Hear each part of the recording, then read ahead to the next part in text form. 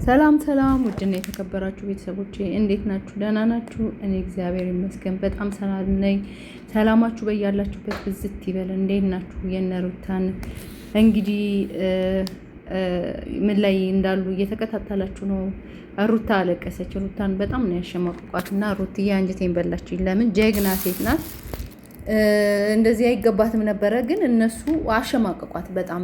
ሄርሚላና ቡዜ ያው በጣም ልትሸማቀቅ ነው የሚፈልጓት። አብርሃም ደግሞ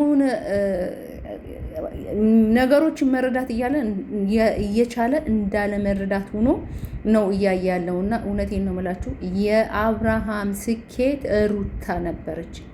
አብርሃም ሩታን እንደው ቃል ሊናገራት አይገባም ነበር። ለምን ሩታ እዚህ ያደረሰችው አብርሃምን ሩታ ነው ከጀርባው እሷ ነው ማለት ይቻላል። ለምን ጎበዝ ሴት ናት፣ ሳትደነቅ አታልፍም። እኔ እውነቴን ነው ሩታ በጣም ጀግና ሴት ናት እላታለሁ። እሷ እርጉዙና እላዋ ላይ እንኳን ሁሉ ሲያደርግባት ያን ሁሉ ታግሳ አልፋ ዛሬን እንዲቆማለች እና ዛሬም ልትደነቅ ይገባታል። አብርሽ ግን ያው አንዳንዴ አይናችን ሲታወር ከባድ ነው። ሄርሚላ የምትባለዋ በእኔ በኩል በሽታ ናት። እቺ የሰው ትዳር ጠንቅ ናት እንጂ እሷ መልክ አላት፣ ሄዳ ማንንም ማግባት ትችላለች። እሱ በመልኳ ሊታለል ይችላል፣ በብዙ ነገር በጥቅማ ጥቅም ልትይዘው ትችላለች። በእርግጥ ግን እውነቴን ነው የምላችሁ ይሄ በእግዚአብሔር ዘንድም ያስጠይቃታል። አብርሃም ሚስቱን ትቶ ከሌላ ሚስት ጋር እንደዛ መሆኑ አንድ፣ ሩታ እርጉዙና ሩታ ላይ እንደዛ መሆኑ ራሱ ያስጠይቃል። ሁለተኛ ደግሞ የአብርሃም እህት ቡዜና ይሄ ማነው ወንድምየው ሁለቱ በጣም ነው የሚያናድዱት። እውነቴን ነው የምለው። አባትየውም ከሩታ ጋር እንዲሆን ነው የሚፈልጉት፣ ሌሎችም ከሩታ ጋር ነው እንዲሆን የሚፈልጉት። እቺ ቡዜ የምትባሏ ግን እኔ ምን አይነት በሽታ እንዳለባት አላውቅም። ፈጣሪ ያንሳላት እና የሆነች ደስ አትልም። በቃ እኔ እንጃ ትዳር ያላት አይመስለኝም። በእርግጥ ነገ በራሷ ላይ ታገኘዋለች። ይሄ እኔ አንድ ታሪክ ልንገራችሁ፣ በእኔው ቤተሰብ የተደረገ ነገር ነው እና አንድ እህቴ ናት፣ እህቴ ማለት ናት ዘመዴ እንደዚህ ልክ እንደ ቡዜ የወንድሟን ሚስት በጣም ትገፋት ነበረ። በቃ ወንድምየውን ትመክረዋለች፣ ወንድምየው ይሰማታል። ሁሉም ቤተሰብ ከሷ ቃል አይወጡም ነበር። እግዚአብሔርን ይሄ እውነተኛ ታሪክ ነው እና እንዲህ ታደርጋቸዋለች፣ ታሰቃያቸዋለች። ሚስት የሁሉን የወንድሞቿ ሚስት ታስለቅሳለች። እግዚአብሔርን በቃ ወንድሞቿ ከሷ ቃል አይወጡም። ይሄን እንደዚህ አድርጉ ስትላቸው ያደርጋሉ፣ እንደዚህ ሆነ ስትላቸው ይሆናሉ።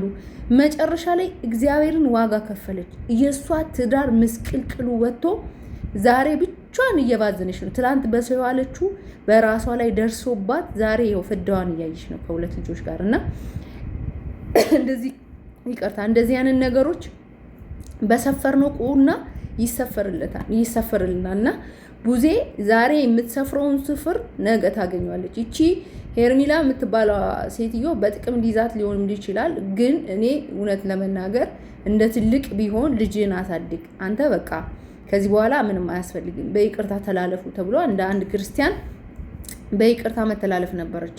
አንዴ ሙተመተ ታረገች፣ በአብሉ ላይ እንደዚህ ያደረገች። በጣም ቡዜ ሩታን በጣም ልታሸማቅቃት፣ በጣም ከሰው ተራ ልታወጣት ትፈልጋለች። ግን ሩታ የምትሰበር አይደለችም። ሩታ እውነቴ ነው ሊመቷት ይፈልጋሉ ማለት ያው በነገር መምታት ማለት ነው፣ ሰው ማሸማቆ ከዛ ካሉበት ለማስወጣት። ግን ሩታ ጀግና ሴት ናት። የእውነቴ ነው። በተለይ ዳኒ የሚባለው ሁለቱ እና እቺ ቡዜ በጣም ከባድ ሰዎች ናቸው እና ሰው ሁላ በሰፈረበት ቁና ይሰፈርለታል። ለዚህ ቡዜ ይሄ እውነት ይሄ ቪዲዮ የሚደርስሽ ከሆነ እንደው ነገ በራስሽ ላይ ይደርሳል እና ይሄ ነገር እኔ በቤተሰቤ ላይ የደረሰውን ታሪክ እየነገርኩሽ ነው እና እረፊ፣ በቃ ልጃቸውን ያሳድጉ። ሄርሚላ ማግባት ትችላለች፣ ማንም ይፈልጋታል፣ ቆንጆ ናት። ወንድ ልጅ አልጠፋም መቼስ። በሰው ባል ላይ እንደዚህ መንጠልጠል እንደው ቤተሰቦቿ ሳይቆጣትም እንደ ሰው የሰው ባል ላይ እንዲህ መንጠልጠል ማለት ነው ወዶኝ ነው ምናምን እንደዚህ ያንን ነገር የለም። ወንድ ልጅ ባሳዩት ባደረጉበት አክት ነው። ወንድ ልጅ ማለት እውነት ለቃሉ ይቅርታ እንጂ ውሻ ያው ሴት ካየ እንደማይተው ወንድ ልጅም እንደዛ ነውና እንደዚህ ያንን ነገር እኔ ባታደርጊ ጥሩ ነው። ሄርሚላ ለኔ እንደዚህ ነው። እነሱ አደባባይ ላይ ማለት እንትን ብሏት አሸማቋት፣ ያው ሊጥሏት ነው የሚፈልጉ። ግን እሷ ጀግና ናት። ሩታ አትወርቅ ብላችኋለሁ። ለማንኛውም ቪዲዮውን ከወደዳችሁት ሼር ላይ ኮመንት አድርጉ። አስተያየት ካላችሁ በኮመንት መስጫ ስር አስቀምጡልኝ። እኔ በበኩሌ የሩታ ጀግና ሴት ናት እላለሁ። ያው ጊዜ ግን እግዚአብሔር ልቦና ይስጣት። በሰው ትዳር መሀል ገብቶ እንደዚህ ሰው መበጥበጥ ማለት በጣም ከባድ ነው፣ ለእኔ በጣም ከባድ ነው።